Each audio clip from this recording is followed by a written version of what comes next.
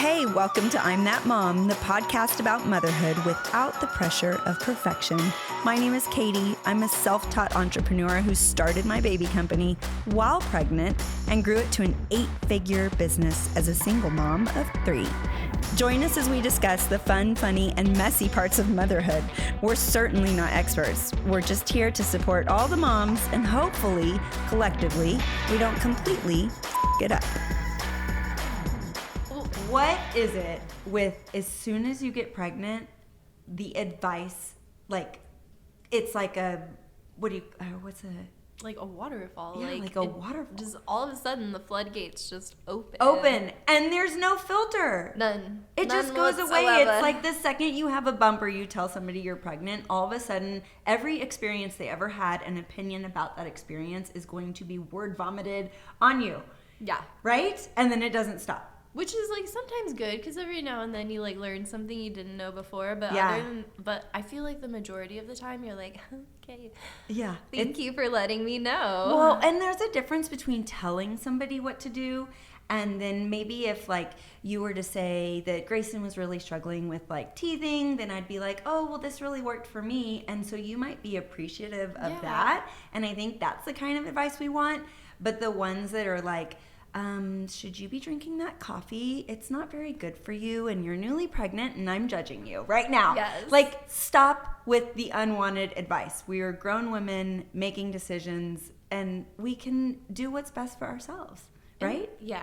I think so. But I want to go down, so I kind of like wrote out my favorites and I want to just see if our experience is kind of the same with each one. So I'm going to start with the biggest one because I feel like this is something that everybody has an opinion with, and it is baby names.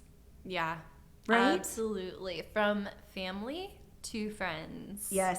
More importantly is, you know, I always feel for the people that are like, I want to name my baby, and then they say a name, and then the in-laws or somebody's always got a story like, oh, you can't name your baby Jack because I knew a guy in high school named Jack, and he was a jerk, Jack the jerk. Or anything, and there's so much pressure. It's so hard to name your kids. If you don't use a family name, then the disappointment there. By one side or the other. Exactly. Or if you use one family name, like maybe you were really close with your grandma, and so it meant a lot for you to use that, but then it's expected of you to use another family name. And I think that that's not fair. Like, it should just be whatever you want. And naming a child it's kind of a big deal. Like, I had a list. I had my top 10 girl list, my top 10 boy list. Did you kind of have the same thing? I did, and my husband hated all of them. Really? So I had to make a new list. Yeah, but okay, so there's like a whole psychology behind naming your kids. And listen up, ladies, if you have a husband that doesn't want a certain name or like a certain name, I'm going to tell you, the way to get it is you hold back on your favorite name. So don't ever come out of the gates with like, I'm having a girl, I'm going to name her Grayson, right? Because immediately he's going to feel like he needs to have an opinion. So you have to hold on to it. Like, give them the like, I want to name her, I don't know, Olivia and Beckett. And then let him like shit all over those. And then wait and then let him throw out some ideas and be like, wow, you're really smart. And then like write secretly like Grayson all over and let him see it. Or somehow get him to say, I really like the name. Or you could say, I know, like, what if it started with a G? Like, I love G names. And like, Gray. And then let him go, oh, what about Grayson? Oh and my gosh. I love it, right? Yeah. But you're smiling because it's kind of like, brilliant. No, yeah, I get it, and I can do that. I know I can. So let me know when you pick the name for this baby, and we will like gang up and like figure out a way. Start planting the seeds. But that's not what we're talking about. I have a feather on my nose or something I'm trying to get off. But we're talking about unwanted advice. So baby names. I think if they ask for your opinion, so we do on Instagram Reels a lot. We say, okay, if you're having trouble picking between names, and they'll say, okay, it's between Quinn or Everly. And then we post it for mom and we let our viewers vote, which people love. Like, it's probably our highest ranked voting, thing. I think that's cool because you're really just wanting to see how other people react to the names because ultimately we don't want our kids to be stuck with like bad names. Yeah. Right? So that's a nice way of like asking for the opinion. But when they say, well, what are you naming your baby? And you come out with like 2 names and they're like, oh God, they're both horrible. Like, that sucks. Like why? What why? It's unbelievable how people just drop the filter sometimes. They do. I think if you're asked for your opinion about the baby name, give it. If you're not asked, just say you like it. And then walk away and, like, secretly text yourself about how much you hate it. But, like, give the mom a break, right? Yeah. What do you think? What's your biggest unwanted advice? Man, when I was pregnant, which, like, it's exhausting being pregnant, and I was working at the same time, and we were renovating a house and moving, so I was tired. And people would say, like, oh, you're not tired yet, like, just wait until the baby's here. Just like, wait. I'm allowed to, like, feel these things and be exhausted right now. Like, I know that's coming, but like, don't tell me it's just gonna get worse. Yeah. Like, put a little, like, pot of gold at the end of it. Don't, like, come on. It's gonna get worse than it is right now. I'm puking, I can't sleep, I'm exhausted, my whole body is, like, not normal. Yeah. And it's gonna get worse. But yeah, I agree. Like, we all know it's hard. So maybe let's be supportive and just be like, I think you're doing a really great job. Like, that must be really hard, renovating a house and being pregnant, and you, like, literally had all your, like, COVID, moved your wedding, like, you had a lot going on. And yeah, the last thing you wanted to hear was, it just gets harder. Yeah. It's like, but it does get harder. It does, but again, like, can we just say, just let me feel what I'm feeling right now. Agreed. And it just changes. I think that's what ultimately moms mean, is like, oh my gosh, like, I'd give anything to go back and just be tired pregnant with my first, because I'm chasing a 2-year-old and pregnant and work, all the things. And I think that's where it comes from, but maybe how people interpret it. Like, that's kind of where we should just be cautious of each other. Mm-hmm. What about crying it out versus sleep training? I feel like that starts to come up even before baby's here. Like, is baby gonna sleep with you? Are you gonna put him in the nursery? Are you gonna co-sleep? You're co-sleeping?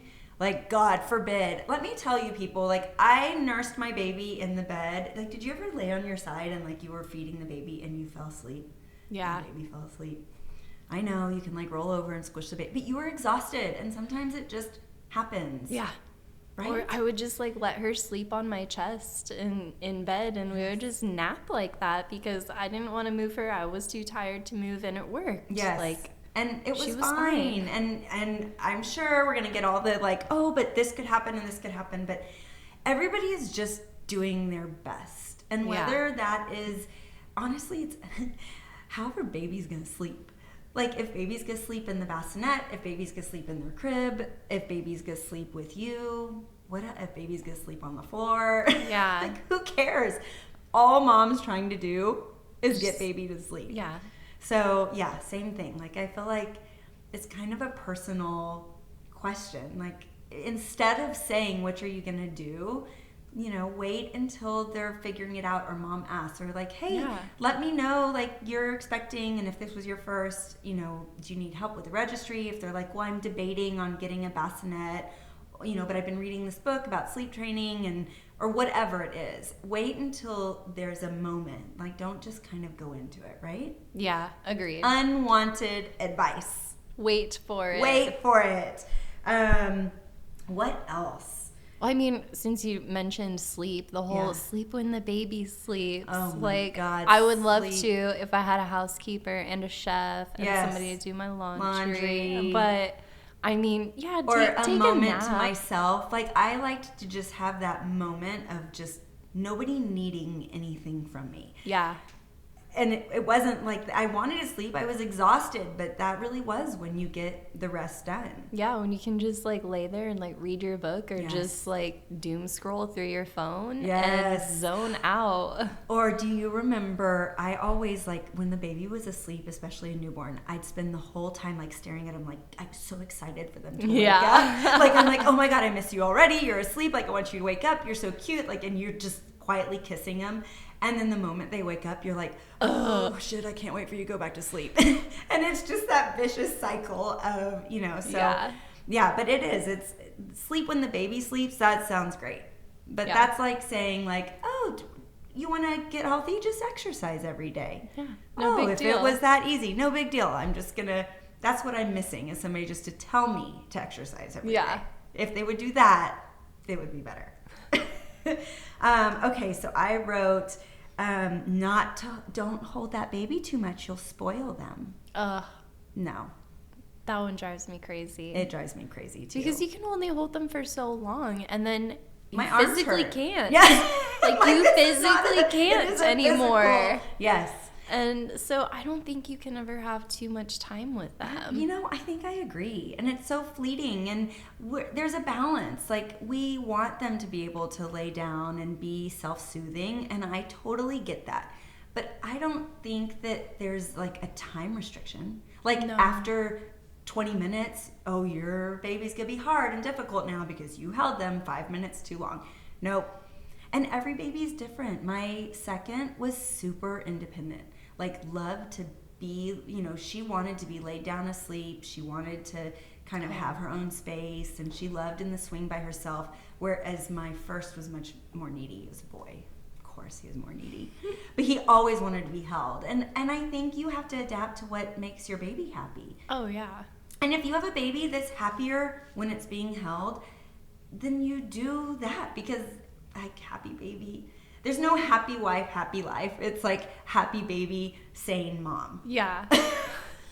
Like all the things. That's so accurate. Yeah. Okay, what else? What else is, like, have you had somebody tell you recently, maybe even? Oh my gosh. I mean, I think another thing that comes up is the whole, like, breast milk versus formula thing. Yeah. And we just have to remember that fed is best. Like, Always. It just, there's And no other explanation needed. Yes, and can we all just agree to take the pressure off? Because there are moms that would love to breastfeed that can't. Yeah. And so they don't have a choice. They have to give baby bottle. There's moms that breastfeed and have preemies and need to supplement, and they give them formula. There's, you know, moms that had maybe a surrogate pregnancy, and they don't have the ability to breastfeed. And there's working moms. Like, my happy spot was a little bit of both. I can't lie. Like, I did the breastfeeding thing, and with each baby it got less and less because I was more and more busy. Mm-hmm. And my, like, really happy spot was being able to breastfeed in the morning and breastfeed at night and do bottle in the middle. You know, and then I, like, had the best of both worlds, and so it was like a slow transition. I remember when I was moving to just straight formula, it wasn't like an all or none. But no judgment. Like, if you want to breastfeed that baby until they're 8, like, might think that's a little weird, but, like, it's you okay. Do you, boo. Yeah. I'm all no judgment, but not until then. I know, but right? I agree. Fed is best, and I think there's so many scenarios. I mean, it goes even with, are you a stay-at-home mom? Are you a working mom? Yeah. You know, are you a mom that gets to work from home? Are you not a mom that's working from home? You know, do you have 1,000 different things that go into making it a difference? And nobody should have an opinion. All they should be able to do is say, oh, you're breastfeeding, like, this is what really helped me, like warm compresses or Lactation Consultants, or you're on formula, can I help you find an extra can right now? Like, oh my God, those poor moms. And then the ones with, like, special need, you know, oh my gosh, formula. the diets, It's crazy.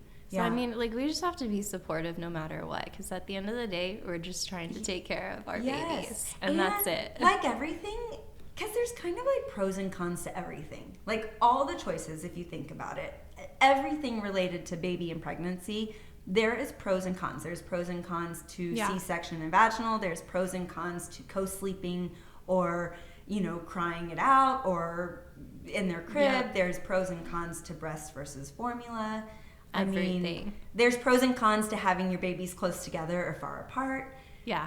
All the things. And I think, like, even with formula and breast milk, there's so many pros and cons. And it's just about helping new moms understand what the pros and cons are of both so that they can make a decision about what works best for them. And if that's how we can support moms, like, we're killing it. Absolutely. Right? No, I agree. Yes. And I think something else that goes into that is the bottles. Like you said, you did a bottle during the day, and some people are, I think, afraid of bottles and pacifiers just because of the nipple confusion. And I think that's something that I mean, it can be real, especially if you're only breastfeeding. Like, you don't I'm going want on that, mic right now to say I don't think No? No, I don't. I'm going to disagree. Because Okay. I think, if anything, some babies like the bottle because they can eat faster. Yeah, and so that's babies don't true. want to put that much work in. Some babies like the breast because it is, skin on skin and maybe more nurturing to them.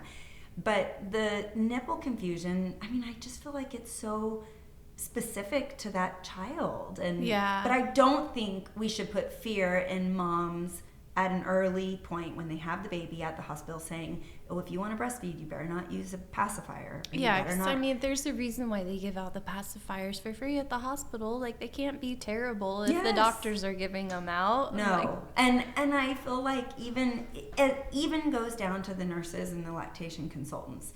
They're there to provide support. 99.9% of them are so amazing and educate. But you get one that has like a strong opinion about one or the other, and you don't know the back history, and you don't know, and quite frankly, we don't know if our babies are going to be thumb suckers or passies or bottle or boob, or we can plan it and we can anticipate, like, we think we're going to breastfeed for 6 months or a year, or we think we're not going to do it. Maybe we had a bad experience and now we're going straight to bottle. Even going to bottle, I wrote on here, just like really bottles in general, there's kind of a cult following behind like certain brands. Oh my gosh, yes. Right? And passies too. Like, well, what kind of bottle do you use? Yes. And like when you're registering and then somebody comes up and is like, oh, well, let me tell you exactly what you need on your registry. And they're like, well, this bottle type. And you're like, okay, well, you don't know any different. Guess who's going to pick the bottle type and what they take? The baby. Yes, the baby. Yeah. Yes. And some bottles are like, I don't know, it's kind of the same thing. There's like pros and cons. I remember there was a brand I bought. I'm not going to say it because I think it's a really good brand, but it had a bazillion pieces to it. And I had to wash. Do you know which brand I'm talking about? I know which brand you're talking about because we started with that. Yeah. And we switched because why wash 3 extra pieces? No, 3. I felt like it was 100 pieces. Oh my gosh. And so I switched to more switch basic. different brushes. Yes, and I switched to a more basic bottle, which was great. And luckily, my kids, all of them, ended up taking the same kind of bottle. But I like to tell moms, and I think this is good advice in general with Registry, is maybe register for one of like 3 different brands. And then see what baby takes, because what you don't want to do is go and buy a whole bunch of, and same with breastfeeding moms, like don't go buy a ton of really thick breast pads or really thin breast pads because you don't really know which one you're going to need. And so maybe just kind of having a sampling so that you have all the options there ready to support yourself and what you need, as best possible. Oh my gosh, yeah. Right? No, that's the way you have to do it. Yeah. I mean, you can't go buy like all the strollers and then find out. Wouldn't that be nice? Oh, that would be amazing. Although I kind of was like a stroller hoarder a little bit. Like I had a jogging stroller and I had a clip-in. Okay, but you have a baby store. Like you had the advantage of like the insider scoop on the good things to have. And we would go to market and I would take unwanted advice from you. Yeah, I know. I did, and I was like, and this is what's so great about this stroller. Do you know what didn't exist though? Is that car seat that turns into a stroller that they have now. That is so amazing. It is the coolest thing ever. Yeah. I'm upset we don't have one now because last year when we were stroller shopping, first of all, you could not find one anywhere. Oh, because they were like sold out everywhere. Yeah. And 1 year ago, they were, I swear to you, $300 more than they are today. Really? Yes. Well, and that brand figured it out. Oh my gosh, they did. It's everywhere. Cool. Yeah. It's the coolest thing. Yep. I had multiple baby carriers. I had all kinds. But I would take friends and borrow, like, just to try it out and figure out what worked for me. I don't know. Yeah. I recommend that to all moms, I think. Like, yeah. I mean, if there's anything you can do with the unwanted advice is just, like, take note of it so that if you need something to try later on, then you have some options in your back pocket. Like the teething story. Oh my gosh. Okay, so that is the craziest piece of advice that someone has ever given me. It was when Grayson started getting teeth at like 4 months old. So cute. She came in and she had like 2 little teepees. Yeah, the first time you met her. First time I met her and she was like grinning and I was like, oh my God, her teepees. Yeah, they were fresh then. Like, Yeah. she had just gotten them in. And so she wasn't even eating real food at that point. She was still being breastfed and, like, had... She's a baby still. Yeah. Like, I mean, she's a baby, but, like... Yeah, but, 4 you know, months. they get a little fussy with the teething. And somebody told me, give her some beef jerky. Like, what? What? They said I've that... never even heard that. It's like a chew toy? Yeah, they said the beef jerky's like, Not it's to mention a that's chewy... probably definitely not healthy. I know, but like beef jerky's... But yeah, they said the salt, like, will numb her gums, and then the chewiness of the jerky will, like, be soothing for her. And, oh, by the way, it's meat, so it's protein. Like, excuse me? What? I don't know. Maybe that's a thing somewhere. Who am I to judge? But that wasn't for us. In the store, they sell those amber bead necklaces. Yeah. Have you seen those? People swear by them. I never used them with my kiddos. I always just kind of did like the cold teether, or, you know, let them chew on things, or get the Oragel that you can put on and help out. And, you know, my kids always had like fever and diarrhea with teething. So we were those. They weren't as much like the criers because I don't know. I mean, each one's different, right? Exactly. But man, people swear by those beads, and I'm always like, what do the beads do? Like, but I think they absorb, or it has some. I think it's like one of those psychosomatic, like. Interesting. Can I say that? That's probably. But who cares if it works? Try not beef jerky. I don't know about the beef jerky. I know, but I it don't know reminds me either. of like the whiskey on the gums. Yes. And all the things. Yeah. And so another one, cloth diapers versus regular diapers. They come out and tell you, right? Oh, are you using cloth diapers? Oh, you're using regular diapers? Well, do you know how those destroy the earth, Katie? Yeah. Look, I'm going to tell y'all, like, I am destroying the earth one by one. Again, like, I think it's awesome. And my mom put cloth diapers on me. Same. Yeah, and I was formula fed. And I turned out a little screwed up, but it's okay. Yeah, and I think that was a thing. But now, to me, it's a time. I mean, I've got 3 kids and a business. And so I don't have the ability to go and, like, I don't know. I guess it was just a personal choice, but who cares? Like, why do you care what I do? No, exactly. Like, you know? I don't care what your kid shits in. Like, no, just clean it. Yes. Yeah. Don't be the mom at H-E-B walking around, our grocery store is H-E-B, like walking around with the like shitty diaper, and everyone can smell it, and we're just like, yeah, your diaper rash is gonna be worse than you actually stopping right now and going and changing the diaper. But no judgment. If that is if you do you. Mad respect for that, honestly, because it's an extra layer of work in my mind. And so if you're taking the time to do that, then you're at the grocery store with the baby. Where's dad? Yeah, I applaud you. Me too. So either way, you're doing great. How about this one kind of goes like hand in hand, but I feel like people kind of come out right away and ask you if you're going to go back to work or if you're staying home. Oh, yeah. And then that's a twofold question, because if you're going back to work, are you going to do a nanny? Are you going to do daycare? Like, who's going to watch the baby? I have to tell you a really quick story. And this is probably like my biggest unwanted advice I ever got. It was from my mother-in-law, and I was pregnant with my first. Yes. And she came up to me, and I had just started Caden Lane. You know, I was busy building this business, and she was like, well, so if you're going to be working and if you're at work, like, who is going to make my then husband's dinner? And I think my whole, like, head lifted off my shoulders and, like, rotated, and I was like... I'm like, how do I, like... Yes. But it was just kind of an assumption, and that's the hard part. Like, he's gonna make his dinner. All right, speaking of mother-in-laws, I think one of like the most common questions that comes up, especially for us, was who gets to be in the room or at the hospital when baby is born. Oh, yeah. Like, I think everybody wants to be there, which is cool. But I'm gonna be there for my daughters having babies. But when my son marries, like, I kind of understand if, like, she doesn't, but my girls have no choice. And you might not either. Can I sneak in and be like the nurse when you have your baby?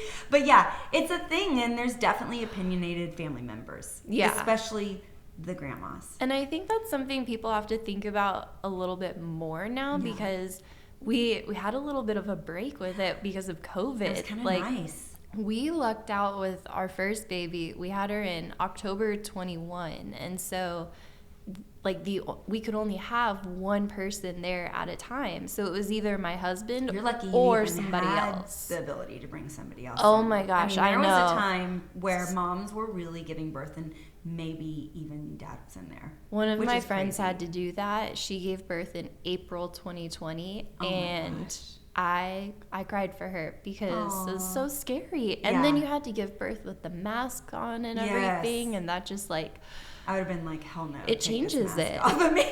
Right? Like giving birth, yes. Luckily, but people didn't have a choice. I mean, it was a crazy time we live in. Yeah. And I think now they are kind of opening back up L&D for guests and visitors. Yeah. But yeah, it's almost like they took out, like now people are like, well, do you want me there or not? And which I think is good because giving birth is such a very exposing and raw Personal. experience. Yes. Not to mention that you're naked with your legs wide open. I mean, that's things that I have never seen happen to my own body before. Yeah. So why do I want to share it with 10 other people right away? Yes. And I think some people you're meant for that, but others are more private. And so again, whatever is more comfortable for you. Yeah. My sister let me be in the... No way. She did. She'll kill me for telling this story, but I'm going to tell it. And then we're going to wrap it up because I feel like we could talk about this forever. But on that note, so it was, and I'm one of 6 kids. I come from a very big family. Yeah.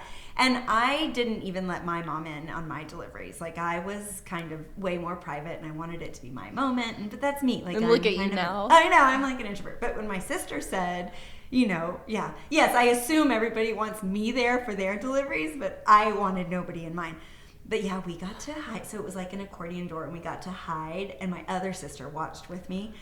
And so it was a side view, and we watched the whole thing. Had you given birth at that point? Had you ever seen it? Okay, Oh, yeah. I've been in the baby world forever. Yeah, and remember, but don't you remember Baby Story and all the TLC shows that used to be on? I feel like I've seen childbirth. No, yeah, but they don't actually show you the Girl, you full... can find those videos, but it wasn't real time. And and the baby come out and go back in. But I watched the whole thing, and it was amazing.